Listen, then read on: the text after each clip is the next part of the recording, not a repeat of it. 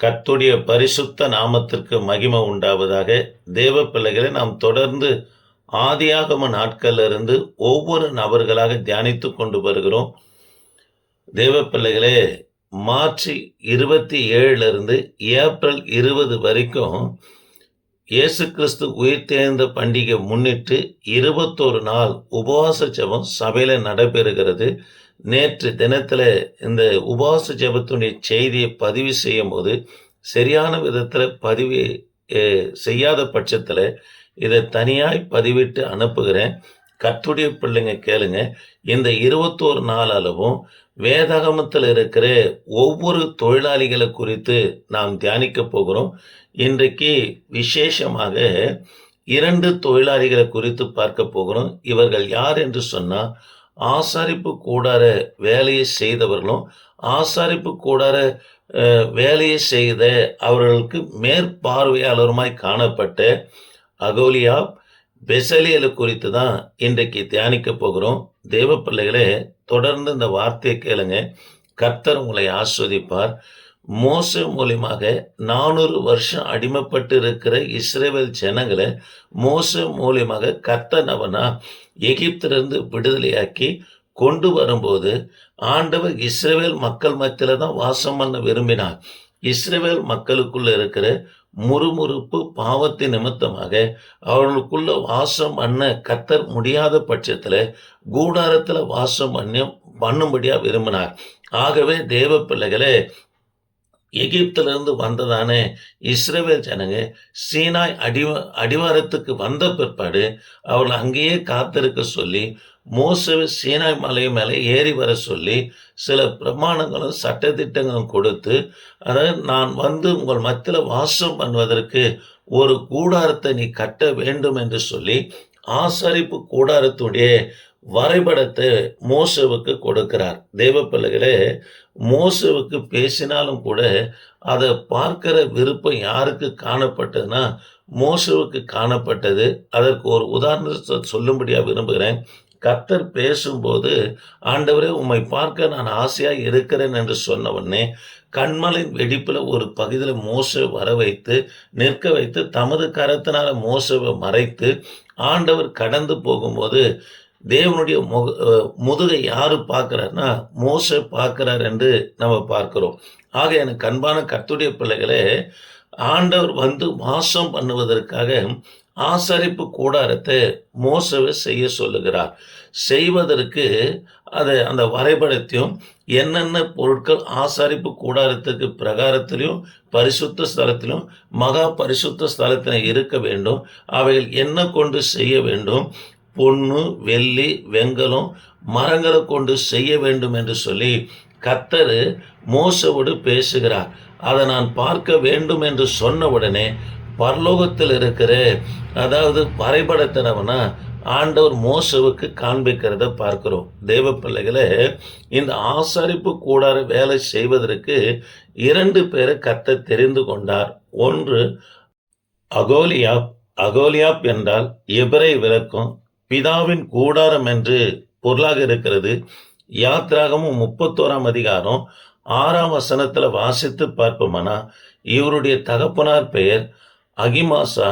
தேவ பிள்ளைகளே, அது மாத்திரமல்ல, இவர் தான் கோத்திரத்தை சேர்ந்தவராய் காணப்பட்டார். இந்த அகிமாசாவும் ஆசாரிப்பு கூடாரம் ஸ்தாபிக்கப்படும் போது அதில் உள்ள நுணுக்கமான வேலைகள் எல்லாம், அதாவது அகோலியா அவரின் தகப்பனாய் காணப்படுகிற அகிமாசனவனா செய்தார் என்று சொல்லி பார்க்கிறோம். தேவ பிள்ளைகளே, அதாவது ஒரு கட்டிட வேலையோ அல்லது எந்த ஒரு வேலையை செய்கிறவர்களாக இருந்தாலும் நுணுக்கமான வேலையை செய்வதற்கு ஒரு சிலரை கர்த்தனவனா, அதாவது வேலை ஸ்தானத்தில் ஆண்டவர் நம்ம தெரிந்து கொள்வார். அதே போல ஒருவர் தான் யார் என்று சொன்னா இங்க அகிமாசா என்று சொல்லி பார்க்கிறோம். 2வது தேவ பிள்ளைகளே, பெசலியேல். பெசலியேல் என்று சொன்னா எபிரேய விளக்கம் தேவனுடைய நிழல் என்று பொருளாக இருக்கிறது. பெசலியேல் என்றவங்க வேதத்துல 2 பேர் இருக்கிறாங்க. ஒன்று யாத்ராகமும் 36 அதிகாரம் 1-2 வரைக்கும் வாசித்து பார்ப்போம்னா ஆசாரிப்பு கூடார கட்டுமான பணிக்காக அதன் வேலைக்காக தெரிந்து கொண்ட இந்த பெசலேலும் இவர் அது மாத்திரமல்ல, ஆசாரிப்பு கூடாரத்துடைய அதாவது வேலையை செய்கிறவர் மாத்திரமல்ல, மேற்பார்வையாளருமாய் இருந்தார் என்றும் இந்த இடத்துல பார்க்கிறோம். இரண்டாவது தேவ பிள்ளைகளே, எஸ்ராவின் புத்தகம் 10ஆம் அதிகாரத்தில் பாபிலோன் சிறையிருப்பிலிருந்து பெசலேல் என்கின்ற ஒருத்தர் வருகிறார். இவர் அந்நிய ஜாதியான பெண்ணை திருமணம் செய்து இருந்தபடினால அவளை விவாகரத்து பண்ணுகிற காரியத்தை இந்த இடத்துல நம்ம என்ன பண்ணா பார்க்கிறோம். கர்த்தர் மோசேவுக்கு காண்பித்ததான ஆசாரிப்பு கூடாரத்தை செய்யவும் அது உள்ள பனிமுட்டுகளை செய்வதற்கு 2 வேலையாட்களை தெரிந்து கொள்கிறார். ஒன்று அகோலியாப், இரண்டாவது பெசலியல் என்று சொல்லி பார்க்கிறோம். தேவ பிள்ளைகளே, இவர்கள் அந்த வேலையை செய்தது மாத்திரம் அல்லாம கூடவே ஞான அர்த்தம் உள்ள வேலையாட்களும் இருந்தாங்க.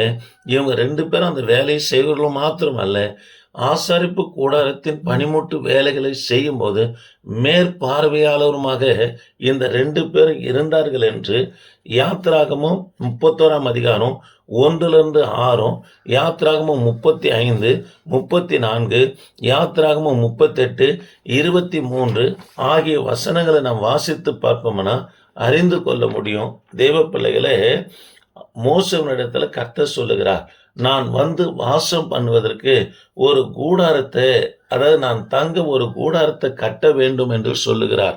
தேவ பிள்ளைகளே, அதனுடைய வரைபடத்தை மோசேவுக்கு கொடுத்தது மாத்திரம் இல்லாம என்னென்ன பொருட்கள் பிரகாரத்துல பரிசுத்த ஸ்தலத்துல மகா பரிசுத்த ஸ்தலத்துல இருக்க வேண்டும் என்று சொல்லுகிறார். பிரகாரம், அதாவது முன்னணியில பலிபீடம், தண்ணீர் தொட்டி இருக்க வேண்டும் என்று சொல்லுகிறார். பரிசுத்த ஸ்தலத்துல தூபபீடம், 7 தண்டுகள் கொண்டு பொன் குத்து விளக்கும், தேவ சமூகத்தின் அப்ப மேஜை இருக்க வேண்டும் என்று சொல்லுகிறார். மகா பரிசுத்த ஸ்தலத்துல உடன்படிக்கை பெட்டி இருக்க வேண்டும். அது மாத்திரமல்ல, உடன்படிக்கை பெட்டிக்கு முன்பதாக திரைச்சீலையும் இந்த எல்லா பொருட்களையும் மூடுகிறதுக்கு, அதாவது திரையும் ஆசரிப்பு கூடாரத்தின் கர்த்தனம்னா மோசேவுக்கு கர்த்தர் செய்ய சொல்லுகிறார். இதற்கு பல்வேறு திறமை அந்த கொண்டவர்களும் இந்த வேலையை நம்ம செய்தார்கள் என்று சொல்லி பார்க்கிறோம். தேவ பிள்ளைகளே, இந்த வேலைகள் எல்லாம் எந்த பொருளை கொண்டு செய்தார்கள் என்று சொன்னா, அதாவது பொண்ணு, வெங்கலம், வெள்ளி, மரம், சிற்பம், இவைகளை கொண்டு நம்மனா சித்திர வேலைகள் எல்லாம் ஆட்களை கொண்டு நம்மனா செய்தார். இதற்காக தெரிந்து கொள்ளப்பட்டவர்கள் தான் அகோலியா, பெசலியல். இவர்கள் திறமைசாலியாக இருந்தது மாத்திரம் அல்லாம தேவ பிள்ளைகளை கூட செய்கிற ஞான அர்த்தம் உள்ளவர்களுக்கும் இவர்கள் மேற்பார்வையாளராய் ஆசாரிப்பு கூடாரத்தின் வேலையை செய்கிற அவர்களுக்கு மேற்பார்வையாளருமாய் இருந்தார்கள் என்று சொல்லி நம்ம வேதத்துல வாசிக்கிறோம். தேவ பிள்ளைகளே, யாத்திராகமும் 31ஆம் அதிகாரம் 1-6 வரைக்கும் வாசித்து பார்ப்போம்னா எப்பேற்பட்டவர்களை கர்த்தர் தெரிந்து கொண்டார் என்று இவர்களை குறித்து வேதம் சொல்லுகிறதுனா, வேலை செய்வதில் திறமை உள்ளவர்களும் ஞான அர்த்தம் உள்ளவர்களும் என்று சொல்லப்படுகிறது. ஆக எனக்கு அன்பான கர்த்தருடைய பிள்ளைகளே, ஆண்டவர் தம்முடைய வேலைக்காக யாரை தெரிந்து கொள்ளுகிறார் என்று சொல்லி 3 திறமை உள்ளவர்களை குறித்து இன்றைக்கு நாம் செய்தியை பார்க்க போகிறோம். புதிய ஏற்பாட்டில் பிலிப்பியருக்கு எழுதின நிருபத்தில் அப்போஸ்தலனாகிய பவுல் சொல்றாரு, யாரை தம்முடைய ஊழியத்திற்காக தெரிந்து கொள்ளுகிறார் என்று சொல்லி ஞானவான்களை வெட்கப்படுத்தும்படியா பைத்தியமும், பிற்பாடு பலவான்களை வெட்கப்படுத்தும்படியா பலவீனரை தெரிந்து கொள்ளுகிறார் என்று சொல்லி பார்க்கிறோம். தேவ பிள்ளைகளே, இன்றைக்கு திறமை உள்ளவர்களை கர்த்தர் தெரிந்து கொள்ளுகிறார் என்று சொல்லி 3 திறமை உள்ளவர்களை குறித்து நாம் பார்க்க போகிறோம். முதலாவது யாத்திராகமம் 18ஆம் அதிகாரம் 21ஆம் வசனத்துல நாம் வாசித்து பார்ப்போம்னா, தேவனுக்கு பயந்தவனும் உண்மை உள்ளவனும் பொருளாசை வெறுக்கிறவனும் திறமை உள்ளவனும் 100 பேருக்கு அதிபதியும், அதாவது 1000 பேருக்கு அதிபதியும் 10 பேருக்கு அதிபதியுமாக தெரிந்து கொள் என்று கர்த்தர் மோசேவினிடத்துல சொல்லுகிறத பார்க்கிறோம். தேவ பிள்ளைகளே, இங்க முதலாவது தேவனுக்கு பயந்தவன் பாருங்க, 2வது உண்மை உள்ளவன், 3வது பொருளாசை வெறுக்கிறவன், 4வதாக திறமை உள்ளவன் என்று சொல்லி இந்த இடத்துல வாசிக்கிறோம். இங்கு தேவனுக்கு பயந்தவன் என்று சொன்னா, சபைக்கு என்ன பயத்தோடு வருகிறார்களோ வெளியே போனாலும் அதே பயத்தோடு நடுக்கத்தோடு இருக்கிறவர்களை தான் கர்த்தர் தெரிந்து கொள்வார். ஒரு சிலரை பார்த்தோம்னா சபையில ஒரு வேஷம் இருக்கும். வேதாந்தத்தை போதிக்கும்போது ஒரு வேஷம் இருக்கும்.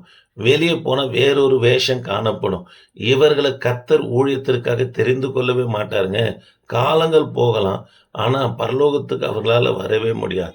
2வது உண்மை உள்ளவன். தேவ பிள்ளைகளே, உண்மை உள்ளவன் என்று இங்கு சொல்லப்பட்டதற்கு மூல அர்த்தம் என்ன சொல்லப்படுகிறது என்று சொன்னா, என் பிள்ளைனிடத்தில் இந்த ஊழியத்தை கொடுத்தா அவன் நிறைவேற்றுவான் என்று கர்த்தர் அவன அந்த ஊழியத்தை கொடுக்கிறாராம். அப்ப யாரு கர்த்தருடைய ஊழியத்தை நிறைவேற்றுகிறார்களோ பாதியில விட்டு போகிறவர்களை கர்த்தர் தெரிந்து கொள்ள மாட்டாருங்க. இததான் அப்போஸ்தலனாகிய பவுலும் சொல்லுகிறார். உண்மை உள்ளவன் என்று சொல்லி இந்த ஊழியத்திற்கு கர்த்தர் அவனை என்னை ஏற்படுத்தினார் என்று சொல்லுகிறார். ஆக தேவ பிள்ளைகளை, முதலாவது தேவனுக்கு பயந்தவங்க, 2வது உண்மை உள்ளவங்க, 3வது பொருளாசையை வெறுக்கிறவன். தேவ பிள்ளைகளே, கேயாஸ், யூதாஸ் இவங்கெல்லாம் பார்த்தீங்கன்னா பொருளுக்கு பின்னாடி, அதாவது பொருளாசைக்கு பின்னாடி போனது நிமித்தமா ஊழியத்தை இழந்ததை பார்க்கிறோம். ஆக தேவ பிள்ளைகளே, பொருளாசை வெறுக்கிறவர்களும் திறமை உள்ளவர்களும் கர்த்தர் தம்முடைய ஊழியத்துக்காக தெரிந்து கொள்கிறார். இதே அப்போஸ்தலர் நடபடி புஸ்தகம் 6ஆம் அதிகாரம் 3-5 வரைக்கும் நம்ம வாசித்து பார்ப்போம்னா இந்த இடத்துல சொல்லப்படுகிறது.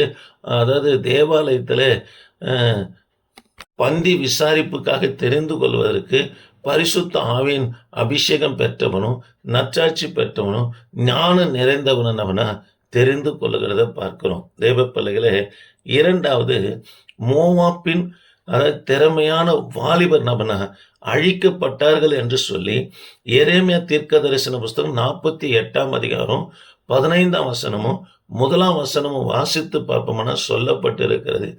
ஏன் மோவாப்பின் திறமையான வாலிபர்களை அழிவின் குழியில கர்த்தர் இறக்கினார் என்று சொன்னா, 2 ராஜாக்களின் புத்தகம் 24ஆம் அதிகாரம் 2ஆம் வசனத்தை நாம் வாசித்து பார்ப்போம்னா, மோவாப்பில் இருக்கிற வாலிபர்கள் யூதேயாவில் உள்ள யூதேயா தேசத்தில் இருக்கிற சில பகுதிகளை வந்து அடிக்கடிக்கு எதிர்த்தவர்களாக காணப்பட்டாங்க. ஆகவே மோவாப்பின் திறமையான வாலிபர்ல கர்த்தர் மரண குழியில நம்மளை இறங்க பண்ணினார். இந்த வார்த்தையை கேட்கிற எனக்கு அன்பான கர்த்தருடைய பிள்ளைகளை, உங்கள் ஊழியத்துக்கு, உங்கள் வேலைக்கு உங்களுக்கு விரோதமாய் யார் எழும்பினாலும் திறமையானவர்களும் உங்களை காட்டிலும் பலசாலிகளாக இருப்பார்களா, அவர்களை கர்த்தர் அழிவின் குழியில நம்புவானா இறங்க பண்ணுவார். 3வது தெய்வ பிள்ளைகளே, மத்தேயு சுவிசேஷ புத்தகம் 25ஆம் அதிகாரம் 15ஆம் வசனத்தை நாம் வாசித்து பார்ப்போம்னா இந்த இடத்துல சொல்லப்பட்டு இருக்கிறது, ஒருவனுக்கு 5 தாலந்து, ஒருவனுக்கு 2 தாலந்து, ஒருவனுக்கு 1 தாலந்து என்று கொடுக்கப்பட்டிருக்கிறது. 1 தாலந்தை வாங்கினவனை பார்த்து கர்த்தர் சொல்றாரு, பொல்லாத ஊழியக்காரனே என்று சொல்லுகிறார். இந்த வார்த்தையை கேட்கிற எனக்கு அன்பான கர்த்தருடைய பிள்ளைகளே, ஆண்டவர் நம்ம இடத்துல என்ன ஊழியத்தை கொடுத்தாரோ அதை மிஞ்சி கணக்கு கேட்க மாட்டாங்க. கொடுக்கப்பட்ட 1 தாலந்தோ 2 தாலந்தோ 5 தாலந்தோ அதுல உண்மையா இருப்போம்னா மேலும் தாலந்துகளை கொடுத்து வரங்களும் வல்லமைகளும் நமக்குள்ள பெருக பண்ணி நம்மளை தனித்து பிரித்தெடுத்து பெரிய ஊழியங்களை கத்தனவனா செய்ய வைப்பார். ஆக தேவ பிள்ளைகளே, திறமை உள்ளவர்களை கத்தனவனா தம்முடைய ஊழியத்துக்காக தெரிந்து கொள்கிறார் என்று சொல்லி நம்ம பார்த்தோம். தொடர்ந்து இந்த வார்த்தை கேளுங்க. 21 நாள் அளவும் வேதாந்தத்தில் இருக்கிற தொழிலாளிகளை குறித்து நாம் தியானித்து கொண்டு வரப்போகிறோம். ஜெபிப்போம். கிருபையே இந்த வார்த்தை கேட்கிற பிள்ளைகளை ஆசீர்வதி. தொடர்ந்து உமது பிரசன்னம் தயவு இருக்கட்டும். இயேசு நாமத்தில் ஜெபிக்க நல்ல பிதாவே, ஆமென். Praise the Lord.